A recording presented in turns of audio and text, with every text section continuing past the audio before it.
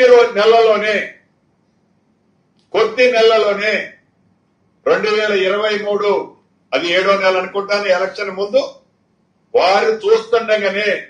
పేక మేడలాగా ఈ బ్యారేజీల పరిస్థితి, ప్రతి బ్యారేజీ లీక్ అయిన పరిస్థితి స్పష్టంగా ఆనాడు ఎన్నికలకు ముందే వారి ప్రభుత్వం హయాంలోనే వారి అధికారులు, వారి ఇష్టమైన అధికారులు అధికారంలో ఉన్ననాడే ఆ బ్యారేజీలో లీక్ అవటం, ప్రతి బ్యారేజీలో కొన్ని పిల్లర్లో కుంగిపోవటం మనం ప్రత్యక్షంగా చూసాం. ఈ చూసిన దాన్ని బట్టి తెలంగాణ ప్రజలు 2023 డిసెంబర్ మొదటి వారంలో ప్రజా ప్రభుత్వాన్ని తెచ్చుకున్న తర్వాత ఏ డ్యాములైతే అద్భుతంగా కట్టామని చెప్పిన వాటి మీద కేంద్ర ప్రభుత్వ సంస్థలతో వాటిని పూర్తిగా విచారణ చేయించి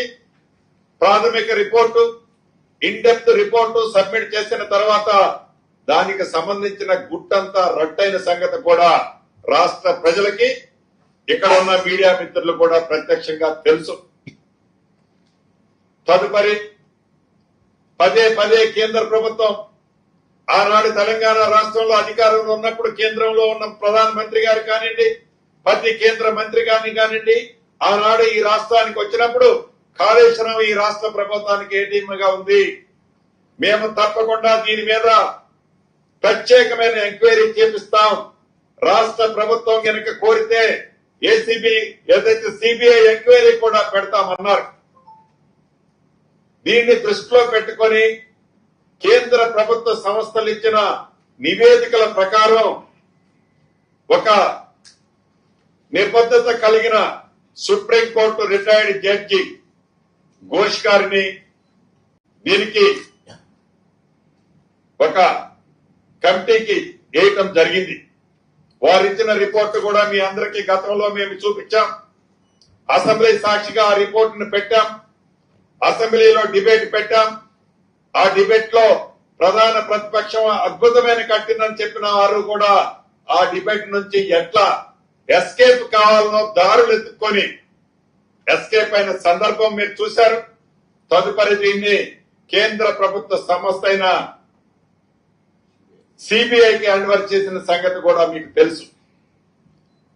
సిబిఐకి హ్యాండ్ ఓవర్ చేసినది ఎన్ని నెలలు అయిందో మీకు తెలుసు. కేంద్ర ప్రభుత్వం నుంచి, ఆ సిబిఐ నుంచి ఈ రోజుకి వారిద్దరి ఫెవికాల్ బంధం ఏంటో స్పష్టంగా చెప్పగానే చెప్తున్నారు. దాని మీద ఏ రకమైన ఎంక్వైరీలు కానీ ఇతరత్రా రాకపోవడం దురదృష్టకరం. అయినా కూడా అనేక పర్యాయాలు గౌరవ ముఖ్యమంత్రి రేవంత్ రెడ్డి గారు కానివ్వండి, నీటిపారుదల శాఖ మంత్రి వర్యులు ఉత్తమ్ కుమార్ రెడ్డి గారు కానివ్వండి, అధికారులు కానివ్వండి, ఈ గోదావరి పరివాహక ప్రాంతానికి సంబంధించిన ప్రాజెక్టుల విషయంలో ఈ కాళేశ్వరంతో పాటు ఏదైతే తుమ్మిడిహట్టి దగ్గర ఆనాడు ఖర్చు పెట్టిన సుమారు 11,000 పైగా కోట్లు ఖర్చు పెట్టిన ఆ ప్రాజెక్టుతో పాటు దిగువన కట్టిన సీతారామ ప్రాజెక్టు విషయం కూడా ఎక్కడ కమిషన్లు ఎక్కువ వస్తాయో, ఎక్కడ మోటార్లు పంపులు కొంటే మనకి వాళ్ళకి ఎక్కువ కమిషన్లు వస్తాయో అటువంటి వర్కులే టేకప్ చేశారు తప్ప ప్రతి నియోజకవర్గానికి 1,00,000-1,50,000 ఎకరాలకు ఆయకట్టు ఇస్తామని చెప్పి ఈ ఆయకట్టు ఇస్తామన్న దగ్గర ఎక్కడా కూడా ఒక పిల్ల కాలువ కూడా ఆనాటి ప్రభుత్వం తవ్వని కారణంగా కాళేశ్వరానికి సంబంధించిన ఈ ఆయకట్టు కానివ్వండి, సీతారామకు సంబంధించిన ఆయకట్టు కానివ్వండి, ఎక్కడ ఆయకట్టు రాలేదనేది నగ్న సత్యం. ఇవన్నీ పదే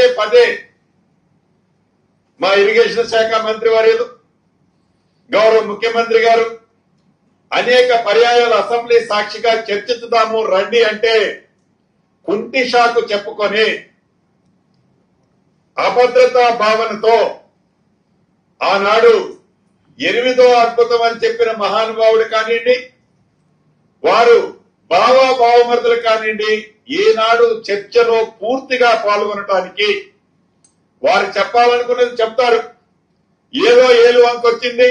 కాలు వంకర ఉందని అసెంబ్లీ నుంచి బాయ్కాట్ చేసి వెళ్ళిపోతుంటారు. చర్చించాలనే దాని సందర్భం వచ్చినప్పుడు వారి అసలు నాయకుడు, ప్రధాన ప్రతిపక్ష నాయకుడు అసెంబ్లీకి రావాలి అని అనేక పర్యాయాలు ముఖ్యమంత్రి గారు గాని అసెంబ్లీలో నాయకులందరూ కూడా పదే పదే మీకున్న అపారమైన అనుభవం ఏదైతే ఉందో,